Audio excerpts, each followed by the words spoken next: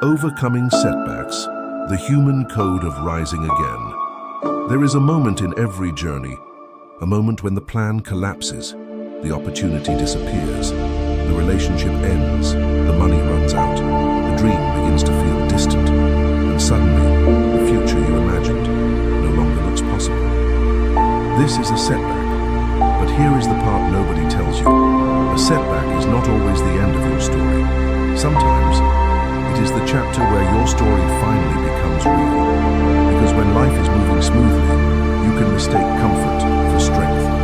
You can mistake progress for identity. You can believe you are strong because nothing has truly tested you. But then something happens. You lose, you fail, you are rejected, you fall behind. And suddenly, the question is no longer, what happens when everything goes right? The question becomes, who am I when everything goes wrong? That is where the real human code begins. A setback attacks more than your circumstances. It can attack your confidence, your identity, your sense of direction. You begin to think, maybe I'm not good enough. Maybe I'm too late. Maybe this is proof that I should give up. But failure is not always evidence of incapability. Sometimes it is information. It shows you what did not work. It exposes weaknesses you could not see during success. It forces you to question the plan, and sometimes it forces you to become the person capable. The problem is not that you fell. The problem is believing that falling means you are finished. Look at nature. A forest can burn and still return. A river can be blocked and still find another path. A tree can lose its leaves and still be alive beneath the surface. Human beings are not designed to move forward in a perfectly straight line. We grow through cycles, progress, resistance, collapse, recovery, rebuilding, and progress again. The setback may be real, the pain may be real, the disappointment may be real, but so is your ability to respond. And that response begins with one decision.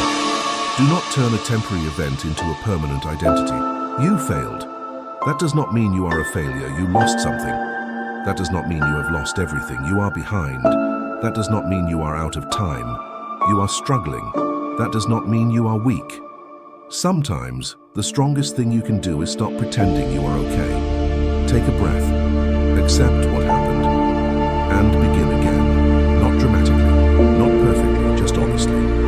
One phone call, one application, one workout, one page, one conversation, one small action that tells your mind, I may have been knocked down, but I am still participating in my own life.